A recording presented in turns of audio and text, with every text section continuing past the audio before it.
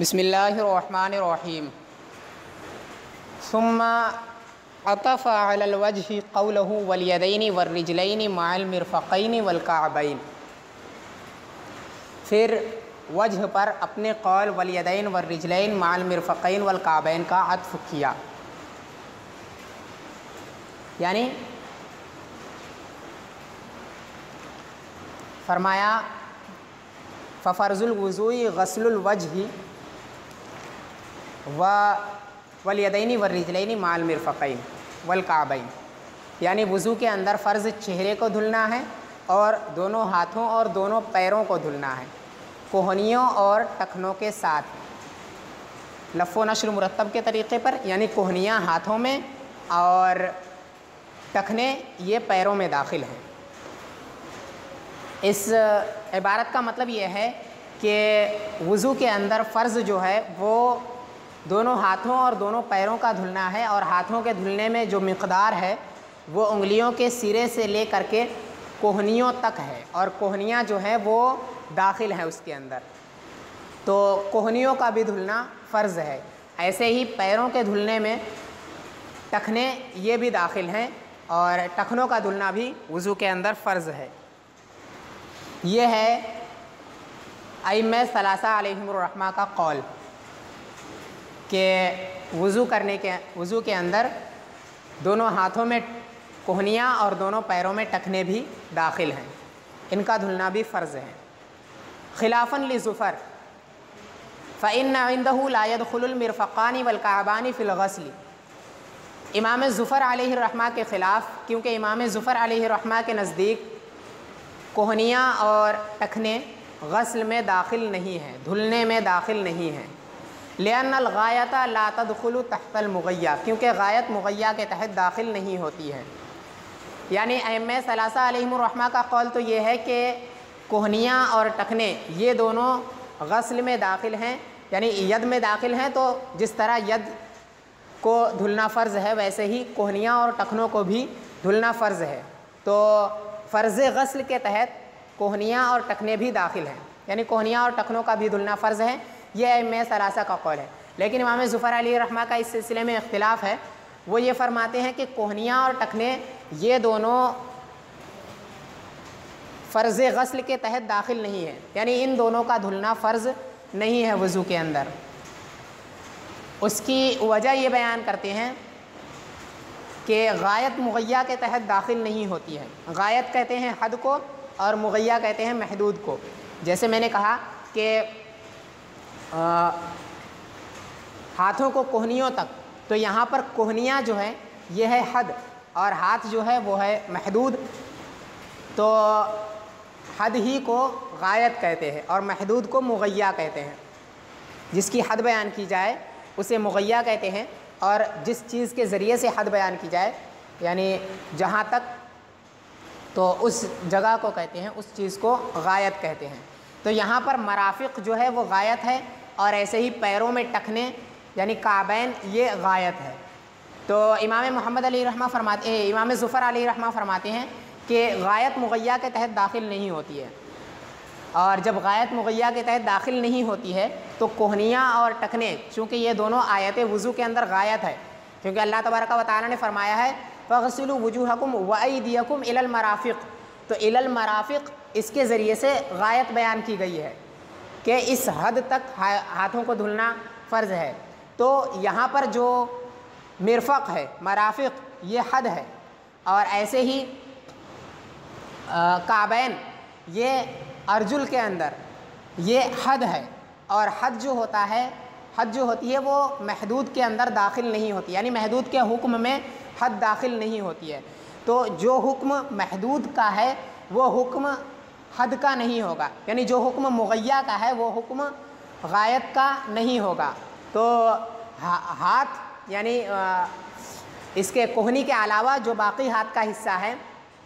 اس سے پہلے کوہنی سے پہلے جو ہاتھ کا حصہ ہے وہ ہے مغیہ، اور اس کا حکم کیا ہے؟ اس کو دھلنا فرض ہے وضو کے اندر۔ تو امام ظفر علیہ الرحمہ فرماتے ہیں کہ جب غایت مغیہ کے تحت داخل نہیں ہوتی ہے تو یہاں پر بھی کوہنیاں ید کے تحت داخل نہیں ہوں گی، یعنی ید کے حکم میں داخل نہیں ہوں گی، اور ید کا حکم جو ہے وہ غسل ہے یعنی دھلنا ہے، تو دھلنے کے تحت بھی کوہنیاں داخل نہیں ہوں گی، یعنی کوہنیوں کا دھلنا وضو کے اندر فرض نہیں ہوگا۔ اور ایسے ہی ٹخنے یہ پیر کے حکم کے تحت داخل نہیں ہیں، اس وجہ سے ٹخنوں کا دھلنا بھی وضو کے اندر فرض نہیں ہوگا۔ یہ ہے امام ظفر علیہ رحمہ کا قول، اور ان کی دلیل کیا ہے اس سلسلے میں کہ غایت مغیّہ کے تحت داخل نہیں ہوتی ہے، اس کی دلیل انہوں نے یہ بیان کی ہے کہ اللہ تبارک و تعالیٰ نے فرمایا اتم الصیام الی اللیل، روزوں کو مکمل کرو رات تک، اور اس سے مراد کیا ہے؟ روزوں کو صبح صادق سے لے کر کے رات تک مکمل کرو۔ تو یہاں پر صبح صادق سے لے کر کے رات تک یہ بیان کیا گیا ہے، تو صبح صادق سے رات کے پہلے تک جو حصہ ہے وہ ہے مغیّہ، ٹھیک ہے، اور اس کا حکم کیا ہے؟ اس پورے حصے میں کھانے پینے اور جماع سے رکنا فرض ہے روزے کے دنوں میں، ٹھیک ہے، جس پر روزہ فرض ہے اس کے لیے صبح سے لے کر کے صبح صادق سے سورج کے ڈوبنے تک رکنا کھانے پینے اور جماع سے فرض ہے۔ تو یہاں پر لیل سے حد بیان کی گئی ہے، یعنی لیل جو ہے یہاں پر حد ہے۔ اب اگر غایت مغیّہ کے تحت داخل ہوتی ہے، حد یعنی غایت، ٹھیک ہے، اور باقی جو حصہ ہے دن کا یعنی صبح صادق سے لے کر کے غروب آفتاب سے پہلے تک یہ حصہ جو ہے وہ مغیّہ ہے۔ مغیّہ کا حکم کیا ہے کہ اس میں کھانے پینے اور جماع سے رکنا فرض ہے۔ تو اگر غایت مغیّہ کے تحت داخل ہوتی، یعنی غایت کا جو حکم ہے مغیّہ کا جو حکم ہے وہی حکم اگر غایت کا ہوتا تو یہاں پر رات میں بھی کھانے پینے اور جماع سے رکنا فرض ہوتا، ٹھیک ہے، روزہ دار جو بھی ہوتا اس کے لیے رات میں بھی کھانے پینے اور جماع سے رکنا فرض ہوتا اگر غایت مغیّہ کے تحت داخل ہوتی، یعنی اگر غایت مغیّہ کے حکم میں داخل ہوتی تو، حالانکہ ایسا کسی کے نزدیک بھی نہیں ہے۔ سب ائمہ کرام کا اس پر اتفاق ہے کہ روزے کا جو وقت ہے وہ صبح صادق سے لے کر کے غروب آفتاب سے پہلے تک ہے، اتنے وقت میں کھانے پینے اور جماع سے رکنا یہ روزے دار کے لیے فرض ہے، تبھی روزہ ادا ہونے کے لیے یہ ضروری ہے۔ تو یہاں پر حد کو محدود کے اندر داخل نہیں مانا گیا ہے، یعنی یہاں پر غایت کو مغیّہ کے تحت داخل نہیں مانا گیا ہے، تو جس طرح یہاں پر غایت کو مغیّہ کے تحت داخل نہیں مانا گیا ہے ویسے ہی آیت وضو کے اندر مرافق ید کے تحت اور کعبین یہ ارجل کے تحت داخل نہیں ہوں گے، اور ان دونوں کا دھلنا فرض نہیں ہوگا۔ یہ ہے ائمہ ثلاثہ اور امام ظفر علیہم الرحمہ کا اختلاف۔ احناف کا کیا قول ہے اس سلسلے میں؟ وہ فرماتے ہیں وَنَحْنُ نَقُولُ إِنْ كَانَتِ الْغَایَةُ بِحَیْثُ لَوْ لَمْ تَدْخُلْ فِیہا کلمۃ إِلَىٰ لَمْ يَتَنَاوَلْهَا صَدْرُ الْکَلَامِ لَمْ تَدْخُلْ تَحْتَ الْمُغَیّہ كَاللَّیْلِ فِی الصَّوْمِ وَإِنْ كَانَتْ بِحَیْثُ يَتَنَاوَلُهَا صَدْرُ الْکَلَامِ كَالْمُتَنَازَعِ فِیہ تَدْخُلُ تَحْتَ الْمُغَیّہ۔ احناف فرماتے ہیں کہ ہم یہ کہتے ہیں کہ اگر غایت ایسی ہے، غایت اس حیثیت سے ہے، غایت ایسی ہے کہ اگر اس میں کلمہ الہ کو داخل نہ کیا جائے، کلمہ الہ کو داخل نہ کیا جائے یعنی کلمہ الہ کے ذریعے سے حد نہ بیان کی جائے، یعنی اس کے ساتھ ساتھ غایت کو بھی اگر ذکر نہ کیا جائے، کلمہ الہ کے ذریعے سے غایت کو ذکر نہ کیا جائے تو صدر کلام اس کو شامل نہ ہو۔ اگر غایت ایسی ہے کہ اگر اس میں کلمہ الہ کو داخل نہ کیا جائے تو صدر کلام یعنی ابتدائے کلام اس کو شامل نہ ہو تو وہ مغیّہ کے تحت داخل نہیں ہوگی، وہ غایت جو ہوگی وہ مغیّہ کے تحت داخل نہیں ہوگی۔ کاللیل فی الصوم، جیسے لیل صوم کے اندر ہے کہ اگر یہاں پر الی اللیل کو ذکر نہ کیا جاتا تو بھی رات میں روزہ رکھنا یہ فرض نہیں ہوتا، دن میں ہی روزہ رکھنا فرض ہوتا، اور رات کو یہ روزہ جو ہے وہ شامل نہیں ہوتا۔ تو فرماتے ہیں کہ اگر غایت ایسی ہے کہ اگر اس میں کلمہ الہ کو داخل نہ کیا جائے تو ابتدائے کلام یا مغیّہ کا جو حکم ہے وہ اس کو شامل نہ ہو تو وہاں پر غایت مغیّہ کے تحت داخل نہیں ہوگی، جیسے لیل صوم والی صورت میں، صوم والے مسئلے میں ہے۔ اور اگر غایت ایسی ہے کہ اگر کلمہ الہ کو اس میں داخل نہ کیا جائے پھر بھی صدر کلام غایت کو شامل ہو جائے، جیسے کہ جھگڑے والی صورت یعنی مرافق اور کعبین والی صورت، تو اس میں غایت مغیّہ کے تحت داخل ہوگی۔ یعنی اگر کلام ایسا ہے کہ وہاں پر غایت اگر ایسی ہے کہ اس کو اگر الہ کے ساتھ ذکر نہ کیا جائے تو بھی ابتدائے کلام جو ہے، یعنی کلام کا جو حکم ہے، مغیّہ کا جو حکم ہے، وہ اس غایت کو پھر بھی اگر شامل ہو تو وہاں پر غایت مغیّہ کے تحت داخل ہوتی ہے۔ تو اس کا خلاصہ یہ ہے کہ اناف نے یہ فرمایا کہ اگر غایت ایسی ہے کہ اگر اس غایت کو الہ کے ذریعے سے ذکر نہ کیا جائے تو بھی جو حکم مغیّہ کا ہے وہی حکم غایت کا ہو جائے تو اس صورت میں غایت مغیّہ کے تحت داخل ہوگی۔ اور اگر ایسا نہیں ہے، یعنی اگر کلمہ الہ کے ذریعے سے غایت کو ذکر نہیں کیا جاتا ہے تو ایسی صورت میں وہ مغیّہ کا حکم غایت کو شامل نہیں ہوتا ہے تو وہاں پر غایت مغیّہ کے تحت داخل نہیں ہوگی۔ جیسے یہ والی صورت دیکھیں، فَغْسِلُوا أَيْدِيَكُمْ إِلَى الْمَرَافِقِ میں، تو اگر اللہ تبارک و تعالیٰ نے صرف اتنا فرمایا ہوتا کہ فَغْسِلُوا أَيْدِيَكُمْ تو اس سے پورے ہاتھ کو دھلنا فرض ہوتا، اس کے اندر کوہنیاں بھی داخل ہوتی، یعنی کوہنیوں کو بھی دھلنا فرض ہوتا ایسی صورت میں۔ اور اگر مطلقاً یہ فرمایا گیا ہوتا اتم الصیام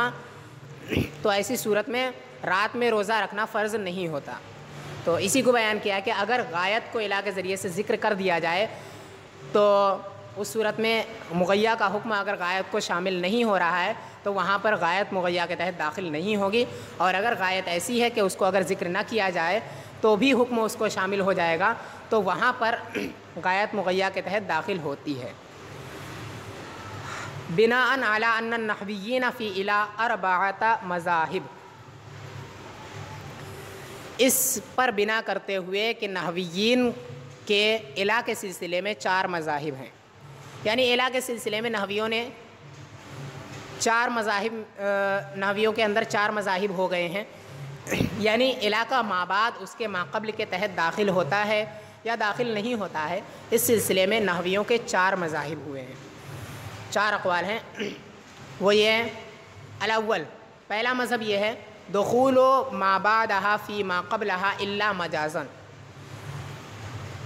الہ کے مابعد کا اس کے ماقبل میں داخل ہونے کا قول مگر مجازن، یعنی پہلا قول یہ ہے کہ الہ کا مابعد جو ہوتا ہے وہ اس کے ماقبل میں داخل ہوتا ہے مگر مجازن، یعنی مجازن کبھی کبھی ایسا ہو سکتا ہے کہ وہ ماقبل میں داخل نہ ہو، یعنی الہ کا مابعد کبھی کبھی ہو سکتا ہے کہ مجازن وہ ماقبل میں داخل نہ ہو، لیکن حقیقت اس میں یہی ہے کہ وہ الہ کا مابعد جو ہے وہ اس کے ماقبل میں داخل ہوگا۔ والثانی عدم الدخول الا مجازن، اور دوسرا قول، دوسرا مذہب عدم دخول کا ہے مگر مجازن، یعنی دوسرا مذہب یہ ہے کہ الہ کا مابعد ماقبل میں داخل نہیں ہوگا مگر مجازن کبھی کبھی داخل ہو سکتا ہے، ٹھیک ہے۔ والثالث الاشتراک، اور تیسرا قول اشتراک کا ہے، یعنی تیسرا قول یہ ہے کہ الہ کا مابعد ماقبل میں داخل ہوگا بھی اور الہ کا مابعد ماقبل میں داخل نہیں بھی ہوگا، کبھی ایسا ہوگا کبھی ایسا ہوگا، ٹھیک ہے۔ والرابع، چوتھا مذہب الدخول ان کان ما بعدہا من جنس ما قبلہا وعدمہ ان لم یکن، چوتھا مذہب یہ ہے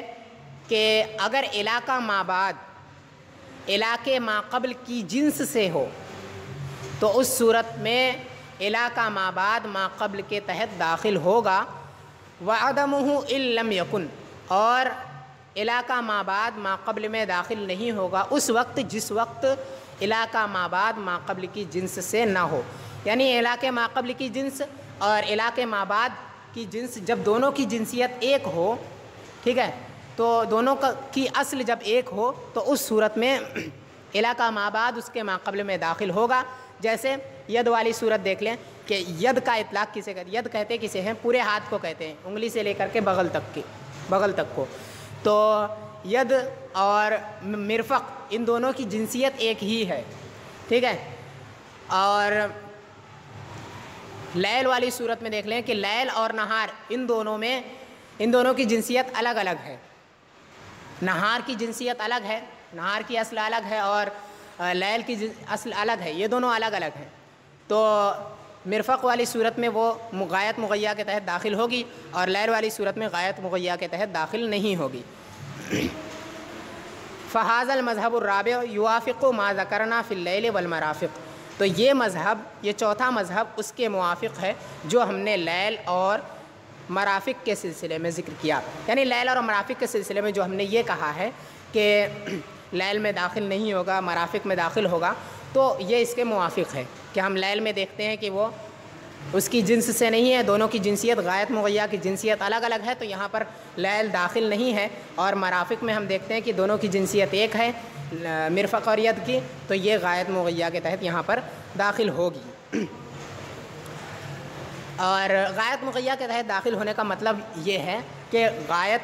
کا حکم وہی ہوگا جو مغیّہ کا حکم ہوگا، یعنی مغیّہ کے حکم میں داخل ہونا اس سے مراد ہے، غایت مغیّہ میں داخل ہو یعنی مغیّہ کے حکم میں داخل ہو، ٹھیک ہے۔ تو چار مذاہب میں سے چوتھا مذہب جو ہے وہ ہمارے موافق ہے، تو ہم نے اسی کو اختیار فرمایا ہے۔ یہ ہے احناف کے ائمہ ثلاثہ کا قول۔ وَأَمَّا الثَّلَاثَةُ الْأُوَّلُ، اور رہے شروع کے تین مذاہب، فالأول يعارضه الثانی، تو پہلے کا معارض دوسرا ہے، پہلے کا مخالف دوسرا مذہب ہے، فتساویہ، تو دونوں کے دونوں برابر ہو گئے، والثالث اوجب التساوی ایضاً، اور تیسرا مذہب بھی تساوی کو واجب کرتا ہے، فوقع الشک فی مواقع استعمال کلمۃ الہ، تو کلمہ الہ کے استعمال کی جگہوں میں شک واقع ہو گیا۔ یہ وجہ بتا رہے ہیں کہ ہم نے چوتھے مذہب کو کیوں اختیار کیا، باقی تین مذاہب کو اختیار کیوں نہیں کیا۔ تو اس کو اس طرح سے بیان کرتے ہیں کہ شروع کے جو دو مذاہب ہیں ان میں سے پہلا دوسرے کے مخالف ہے، دوسرا پہلے کے مخالف ہے، کہ ایک کے اندر دخول ہے، ایک کے اندر عدم دخول ہے، تو دونوں ایک دوسرے کے مخالف ہیں، اور تیسرا کا ایک جز دوسرے کے مخالف ہے، تو گویا کہ یہ سب کے سب برابر ہو گئے ہیں،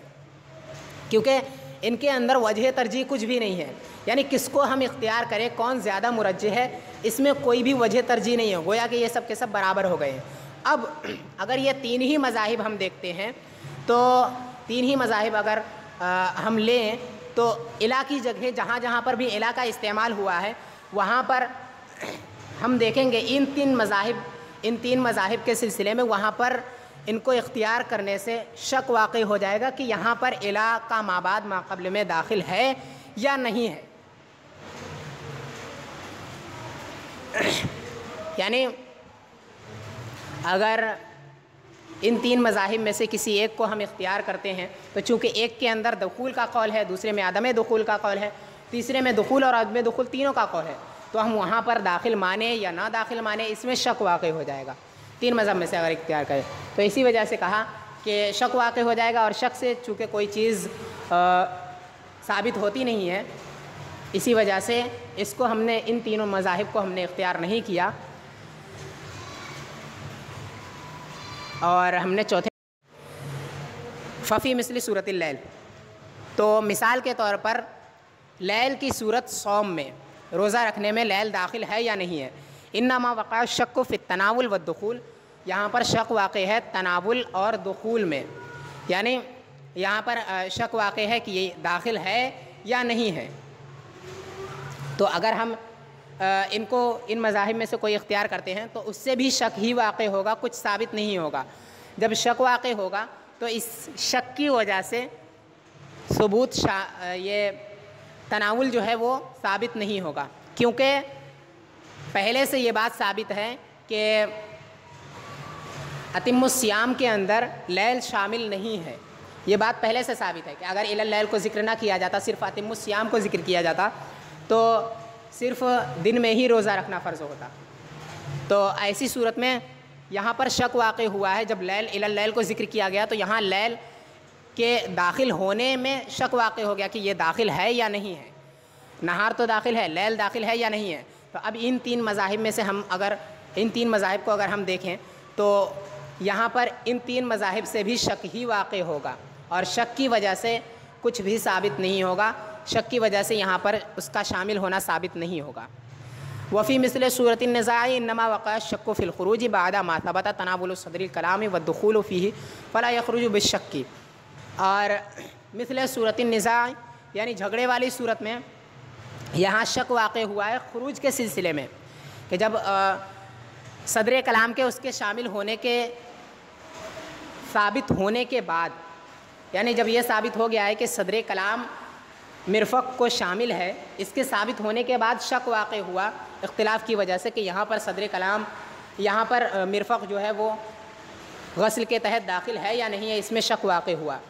اور یہ بات تو پہلے سے ثابت ہے کہ صدر کلام مرفق کو شامل ہے، لیکن جب اختلاف ہوا تو یہ اس میں شک واقع ہو گیا کہ مرفق یہ داخل ہے یا نہیں ہے. تو اب ان تین مذاہب میں سے اگر ہم ان تین مذاہب کو لیں تو اس صورت میں بھی شک ہی واقع ہوگا، اور یہ ثابت نہیں ہوگا کہ یہ مرفق جو ہے وہ اس سے نکل جائے گا، غسل کے حکم سے مرفق نکل جائے گا. اسی وجہ سے ان تین مذاہب میں شک واقع ہوگا، ان تین مذاہب کے کو لینے کی صورت میں، اختیار کرنے کی صورت میں. اسی وجہ سے ان تین مذاہب میں سے کسی مذہب کو ہم نے اختیار نہیں کیا ہے. وما ذکروا انہا غایت الاسقاط فمشہور فی الکتب فلا نذکرہ، اور جو یہ ذکر کیا گیا ہے کہ یہ غایت اسقاط ہے تو وہ کتابوں میں مشہور ہے جس کو ہم ذکر نہیں کریں گے. غایت کی دو قسمیں ہوتی ہے، غایت اسقاط اور غایت اثبات. غایت اسقاط اس غایت کو کہتے ہیں جو غایت اس لیے ذکر کی جاتی ہے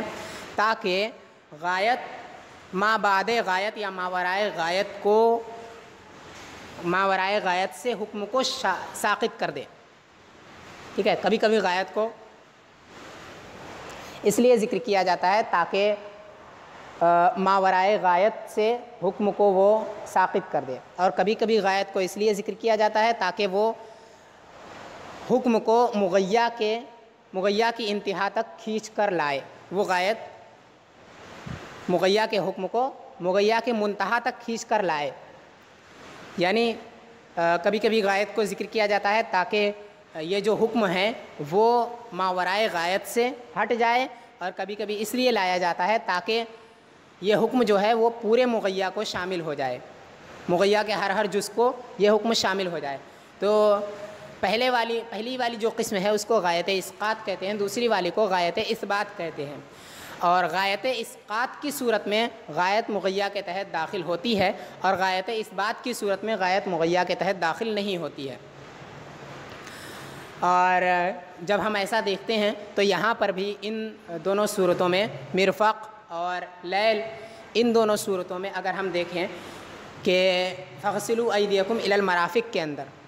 ہم دیکھیں تو یہاں پر الی المرافق کو اسی لیے ذکر کیا گیا ہے تاکہ مرافق کے بعد کا جو حصہ ہے اس پر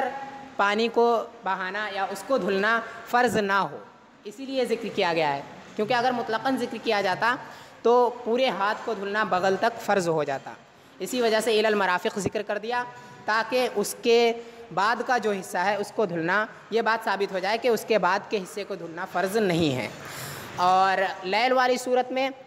وہاں پر الی اللیل کو اس لیے ذکر کیا گیا ہے تاکہ یہ بات ثابت ہو جائے کہ روزہ رکھنا دن کے پورے حصے میں واجب ہے. دن کے پورے حصے میں روزہ رکھنا، کھانے پینے اور جماع سے رکنا یہ فرض ہے. کیونکہ صوم کا اطلاق تھوڑی دیر بھی کھانے پینے اور جماع کرنے سے رکنے پر ہوتا ہے. یعنی اگر کوئی تھوڑی دیر بھی کھانے پینے اور جماع سے رک جائے تو اسے صائم کہا جائے گا. لیکن جب اللہ تبارک و تعالیٰ نے یہ فرمایا کہ اتموا الصیام الی اللیل، روزوں کو رات تک مکمل کرو، تو اس سے یہ بات ثابت ہو گئی کہ دن کے پورے حصے میں روزہ رکھنا فرض ہے. تو یہاں پر اس بات کو ثابت کرنے کے لیے غایت کو ذکر کیا گیا ہے کہ دن کے پورے حصے میں روزہ رکھنا، دن کے پورے حصے میں کھانے پینے اور جماع سے رکنا فرض ہے. ٹھیک ہے، تو اس عبارت کا مطلب یہی ہے کہ غایت اسقاط اور غایت اثبات یہ ہے، اور یہ کتابوں میں مشہور ہے، اسی وجہ سے ان کو اس قول کو ذکر نہیں کیا ہے. ثم الکعب فی روایت ہشام عن محمد هو المفصل الذي في وسط القدم عند مقعد الشراک. پھر کعب ہشام کی روایت میں امام محمد سے وہ جوڑ ہے جو درمیان قدم میں تسمہ باندھنے کی جگہ پر ہے. یعنی کعب کسے کہتے ہیں، اس سلسلے میں امام محمد علیہ الرحمہ سے ہشام کی روایت میں یہ منقول ہے کہ کعب اس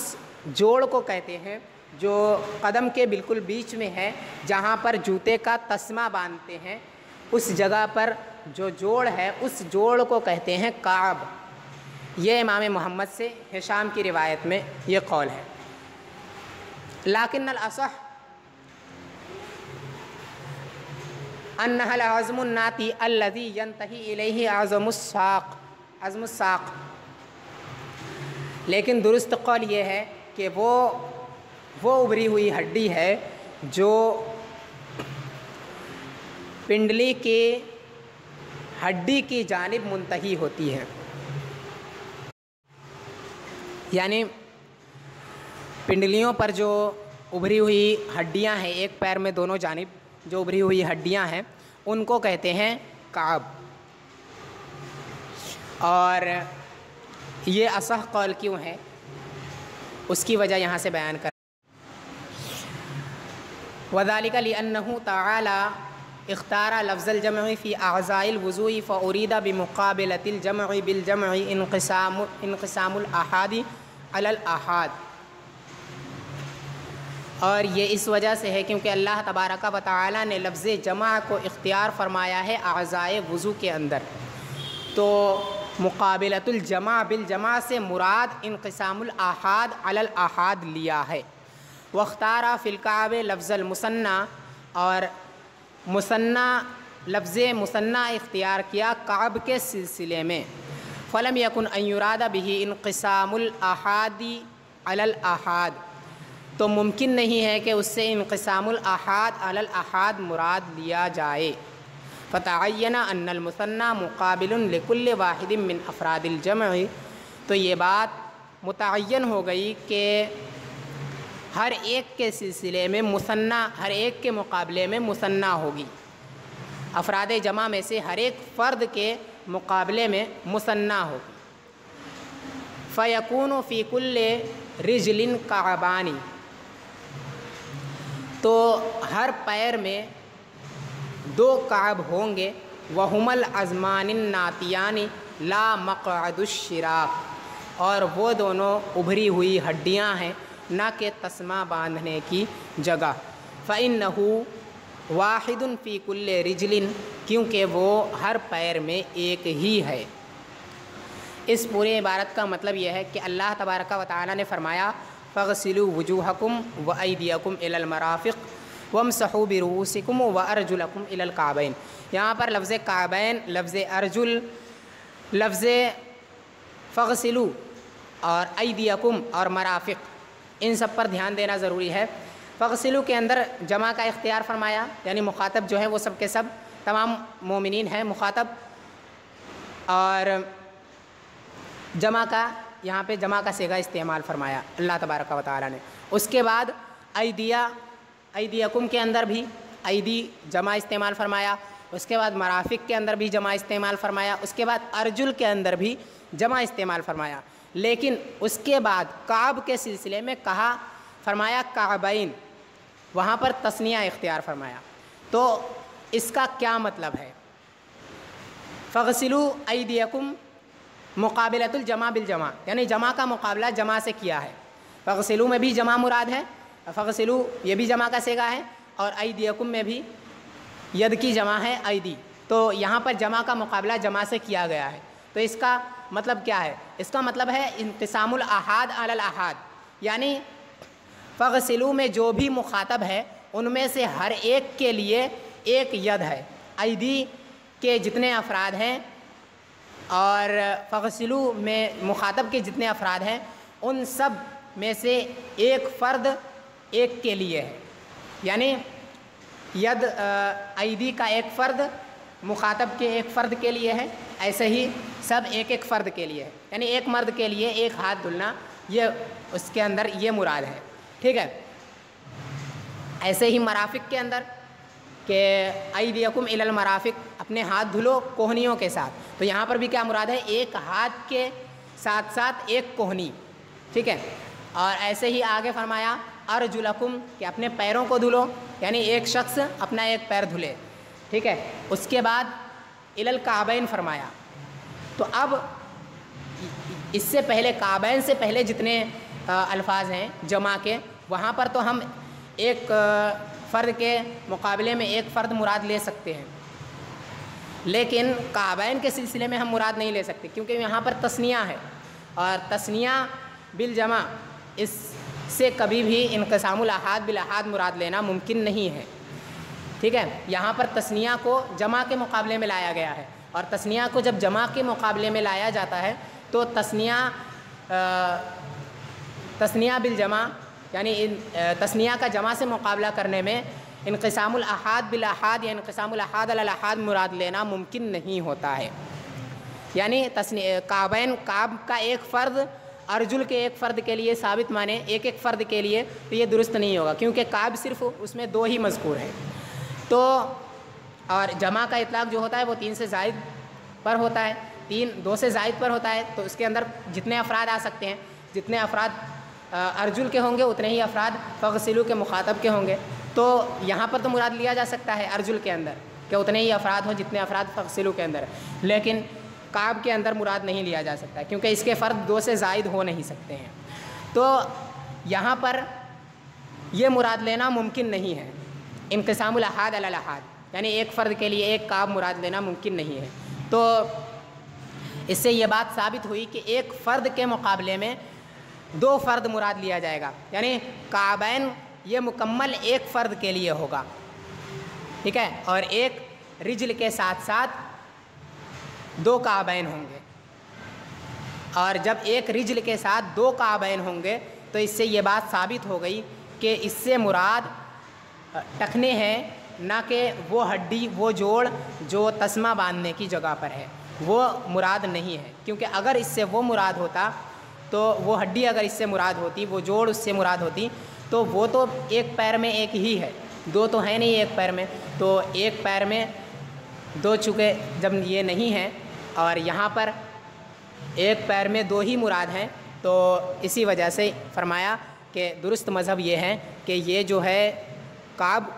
ان ہڈیوں کو کہتے ہیں جو پیروں میں دونوں جانب ابھری ہوئی ہڈیاں ہیں پنڈلیوں پر۔ اب اس سے یہ ایک اعتراض ہو سکتا ہے کہ یہ کہا کہ